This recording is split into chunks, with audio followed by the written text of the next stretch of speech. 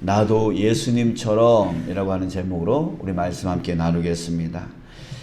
자, 여러분, 우리 신앙을 다시 한번 생각해 봤으면 좋겠습니다. 신앙이 무엇입니까? 우리의 신앙은 바로 이런 겁니다. 예수님이 다시 오실 날을 항상 기대하고 소망하면서 또 그날을 준비하며 살아가는 것. 이게 바로 신앙입니다. 자, 그런데 우리가 이런 신앙을 온전히 가지기 위해서는요, 두 가지를 반드시 알아야 됩니다. 첫째는 예수님을 바로 알아야 됩니다. 왜요? 예수님을 모르는데 어떻게 예수님을 기다립니까? 그러니까 예수님이 누구인지를 우리가 바로 알고 있어야 됩니다. 그래야지 예수님을 기다릴 수 있어요. 자, 둘째는 그날을 어떻게 준비해야 되는가에 대해서 알고 있어야 됩니다. 아무렇게나 산다고 해서 그날을 준비할 수 있는 게 아니에요. 합당한 준비를 우리가 해야죠. 합당한 삶을 살아야 되는 것이죠. 자, 먼저 예수님이 누구인가를 한번 살펴보겠습니다. 오늘 본문에 보면 예수님을 누구보다도 잘 알고 있는 그런 자가 나옵니다. 누구냐면 바로 천사입니다. 하나님만큼은 아니겠지만 하나님의 명령을 받고 전하러 온 그 천사만큼 예수님에 대해서 잘 알고 있는 자가 없을 거예요. 그 천사가 예수님에 대해서 오늘 말씀하신 것을 우리가 보면은요, 10절 천사가 이르되 무서워하지 말라. 보라, 내가 온 백성에게 미칠 큰 기쁨의 좋은 소식을 너희에게 전하노라 라고 했어요. 자, 이 말에 의하면 예수님은 어떤 분이라는 겁니까? 온 백성에게 가장 큰 기쁨의 좋은 소식을 주시는 분이다 라고 하는 것을 알 수가 있어요. 자, 그리고 또 14절에 보면 천군 천사들이 이렇게 하나님을 찬송하고 있습니다. 지극히 높은 곳에서는 하나님께 영광이요, 땅에서는 하나님이 기뻐하신 사람들 중에 평화로다. 자, 예수님이 어떤 분이라는 겁니까? 지극히 높으신 하나님께는 큰 영광을 올려드릴 분, 그리고 땅에 사는 사람들에게는 진정한 평화를 주실 분, 그런 분이라는 거예요. 자, 예수님이 태어날 당시에 이스라엘은 로마 제국의 압제를 받던 식민지 때였습니다. 여러분, 그렇기 때문에 한번 생각해 보세요. 당시에 이스라엘 백성들에게 가장 큰 기쁨의 소식은 뭘까요? 가장 큰 평화의 소식이 무엇일까요? 바로 그 로마 제국으로부터 해방되어진 거 아니겠어요? 그죠? 우리나라가 일제강점기 시대 때에 그토록 많은 분들이 독립을 위해서, 해방을 위해서 정말 싸우기도 하고, 또 어떤 분, 기도하기도 하고, 또 어떤 분들은 문화사업 등등의 여러 가지 일들을 하지 않았습니까? 간절한 소망. 간절한 소망은 가장 큰 기쁨의 소식, 가장 평화의 소식은 바로 해방이었을 거예요. 그 이스라엘 백성들도 역시 마찬가지였을 겁니다. 자, 그렇기 때문에 이스라엘 백성들은 예수님께 그것을 기대했습니다. 로마 제국으로부터 완전히 해방을 이루고 다윗 왕국을 재건하는 것. 그것을 재건하는 그 메시아가 되어주기를 이스라엘 백성들은 예수님께 그렇게 기대를 했던 거예요. 자, 하지만 예수님은 그런 것에 관심이 없었어요. 전혀 다른 길로 가셨어요. 오히려 이스라엘의 그 근간이 되어진 그 율법, 그리고 내려온 전통, 이것들을 계속 깨뜨려 나가는 그런 모습을 보이시는 거예요. 결국 사람들은 예수님을 어떻게 했어요? 십자가에서 죽여버렸어요. 자, 여러분, 예수님이 왜 그렇게 사셨을까요? 천사들이 한 말이 틀린 걸까요? 온 세상 사람들에게, 온 백성들에게 최고의 기쁨의 소식을 전하러 오신 분, 그리고 하나님께는 영광이고 땅에 사는 사람들에게는 진정한 평화를 주시는 분, 이렇게 말한 그 천사의 말들이 틀린 걸까요?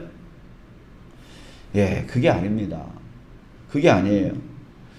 천사가 말했던 것은 천사가 말했던 그 예수님이 이룰 것이다 라고 말했던 그 가장 큰 기쁨의 소식, 가장 큰 평화는 단지 이스라엘의 해방, 그거를 말했던 것이 아니라는 거예요. 예, 그보다 더 큰 거, 그 비교도 할 수 없이 더 큰 것에 있었던 거예요. 더 큰 해방, 예, 더 큰 해방을 말하고 있었던 것이죠. 그게 뭡니까? 바로 이 시대가, 이 세상이 지금 아담 이후로 누구의 나라가 되어져 버렸어요? 바로 사탄의 나라가 되어져 버렸어요. 로마 제국으로부터 압제를 당하던 식민지 이스라엘, 그 모습과 같이 이 온 세상이 바로 로마 제국처럼 사탄에 의해서 지배당하는 그런 세상이 되어져 버렸단 말이에요.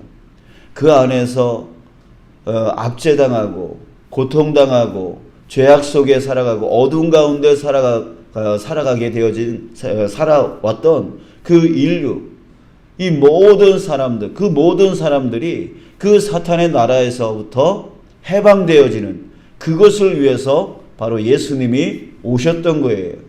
그래서 고통받고 압제당하는 우리에게 가장 큰 기쁨의 소식, 바로 해방이죠.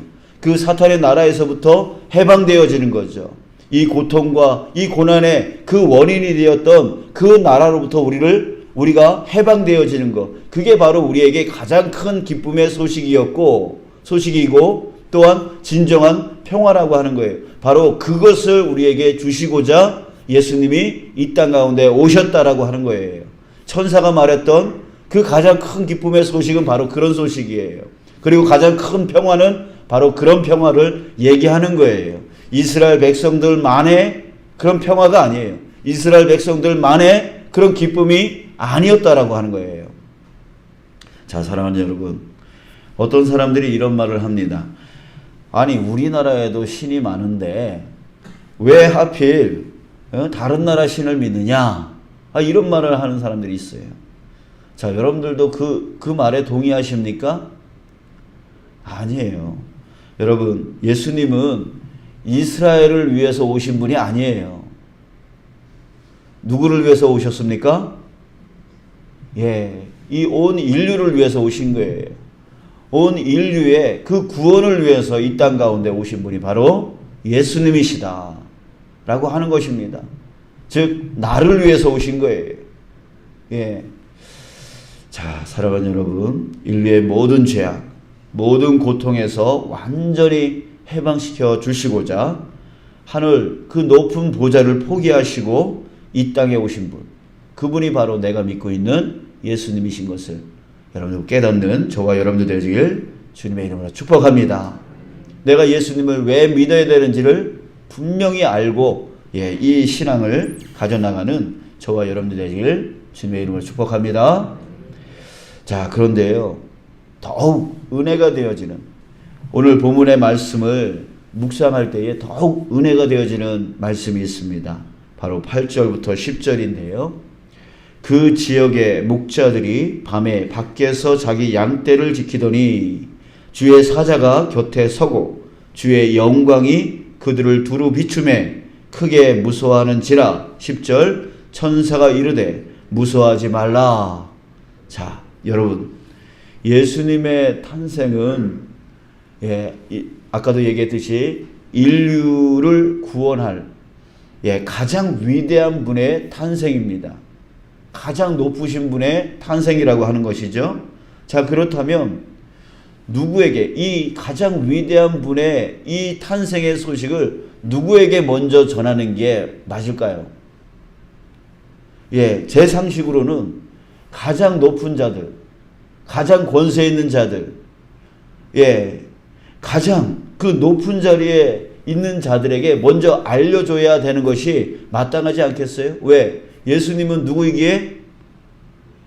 하나님의 아들, 가장 높으시고 가장 위대한 분의 그런 탄생 아닙니까? 그렇기 때문에 가장 권세 있는 자들에게 먼저 알려져야 되지 않겠냐라고 하는 거예요. 자, 그러나 지금 천사는 누구에게 가장 먼저 이 소식을 전하고 있습니까? 바로 저 들녘에서 하늘을 지붕 삼아서 예, 그렇게 있는 바로 양치기들. 당시에 가장 낮고 가장 천한 직업, 그 일을 하고 있는 그 양치기들에게 가장 먼저 알려주고 있다라고 하는 거예요. 자, 여러분, 이것은 무엇을 의미할까요? 여러분, 주님은 누구를 위해서 오신다는 거예요? 가장 낮은, 예, 가장 낮은 자를 위해서 오셨다라고 하는 거예요. 여러분, 우리가 구원받게 된 이유가 무엇입니까? 나와 같은 자, 나와 같이 이렇게 연약하고 부족한 자, 이런 자가 구원받게 되어진 그 이유가 무엇이에요? 바로 여기에 있는 거예요. 예수님이 정말 가장 낮고 낮은 그런 자에게, 그런 자의 구원을 위해서 이 땅 가운데 오셨다라고 하는 거예요. 바로 나와 같은 자를 구원하시기 위해서 그 가장 높으신 분이 오셨다라고 하는 것이죠. 여러분, 이것을 우리가 묵상할 때에 정말 은혜가 되지 않을 수가 없는 거예요. 정말 그 높으신 분이, 그 위대하신 분이, 세상 우주 만물의 창조자의 그 아들 되시는 분이 바로 나와 같이 정말 아무것도 능력도 없고 부족하고 연약하고, 예, 이런 자를 위해서 이 땅 가운데 오셔서 나를 택하여 주시고 나를 구원하여 주시고, 예, 나를 하나님의 자녀로 삼아 주시고, 그리고 지금도 또한 앞으로도 영원히 나와 함께 하여 주셔서 그 큰 사랑으로 돌봐 주시고 이끌어 주시고 그렇게 해 주신다라는 그 자체를 생각해 볼 때에 여러분들 정말 은혜가 되지 않을 수가 없는 것이죠. 매일매일 그 주님만 우리가 생각하며 나아갈 때에 힘이 생기지 않을 수가 없는 거예요. 예, 내가 하나님의 아들 되었어.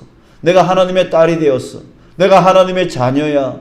정말 그 생각만 해도요, 정말 마음이 뜨거워질 수밖에 없는 거예요. 마음이 기뻐질 수밖에 없는 거예요. 마음이 평화가 생길 수밖에 없게 되어지는 것이죠. 내가 무엇을 무서워하리요? 내가 무엇을 두려워하리요? 예, 그렇게 고백하며 살아갈 수밖에 없는 것이죠. 또 감사하며 살아갈 수밖에 없는 것이에요. 자, 여러분, 또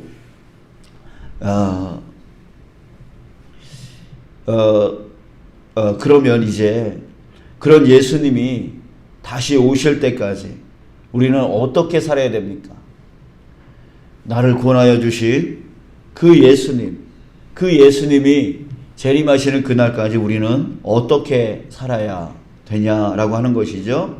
11절, 12절을 보겠습니다. 11절, 12절. 자, 이거를 우리 함께 같이 읽겠습니다. 시작. 오늘 다윗의 동네에 너희를 위하여 구주가 나셨으니 곧 그리스도 주시니라. 너희가 가서 강보에 쌓여 구주에 뉘어 있는 아기를 보리니 이것이 너희에게 표적이니라. 아멘. 자, 여러분, 너희를 위하여 구주가 나셨으니 라고 했습니다. 누구를 위해서요? 너희를 위해서. 여러분, 예수님은 자신을 위해서 이 땅 가운데 오신 분이 아니세요. 자기가 이 땅 가운데 와서 왕으로 군림하려고 높은 자리에 있으면서 이 세상을 자기 뜻대로 자기 마음대로 다스려 나아가려고 이 땅 가운데 오신 분이 아니라는 거예요. 누구를 위해서? 너희를 위해서. 즉 우리를 위해서 이 땅 가운데 오셨어요.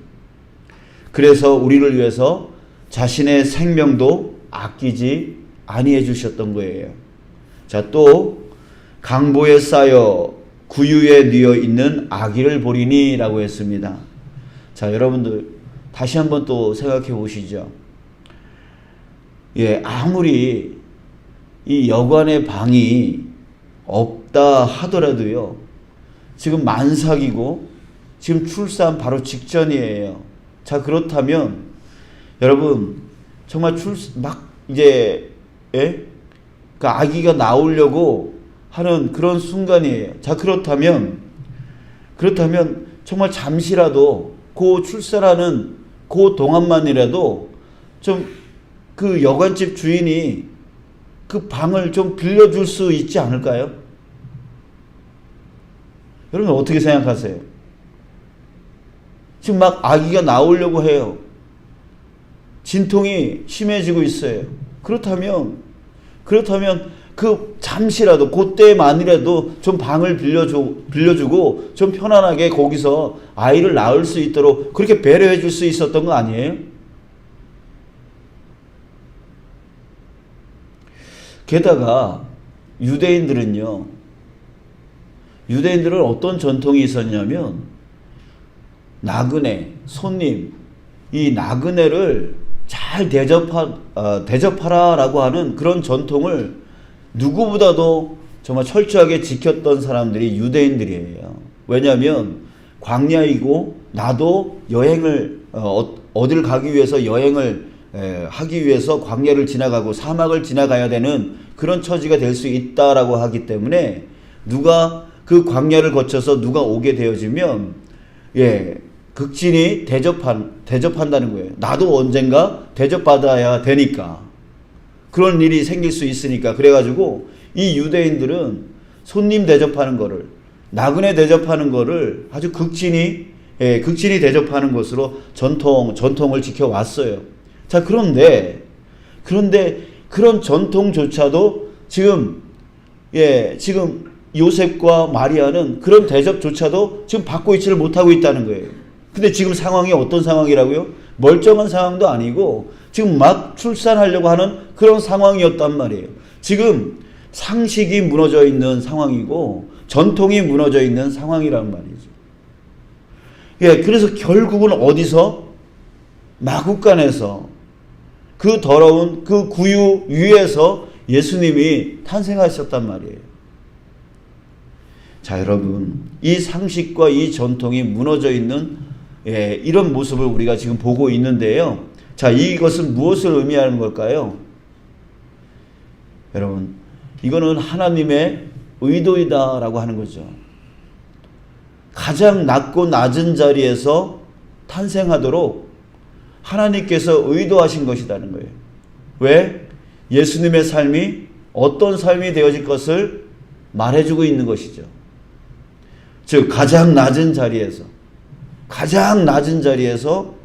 그 영혼들을 구원하기 위해서 섬기러 오신 분, 군림하러 오신 분이 아니라 높은 자리 차지하려고 오신 분이 아니라 가장 낮은 자리에서 영혼들을 구원하기 위해서 오로지 섬기기 위해서, 내가 섬김을 받으러 온 것이 아니요 내가 섬기러 왔다라고 말씀하셨던 것처럼 정말 오직 섬기러 오신 분이 바로 예수님이다 라고 하는 것을 이 말씀을 통해서 우리는 알 수가 있습니다.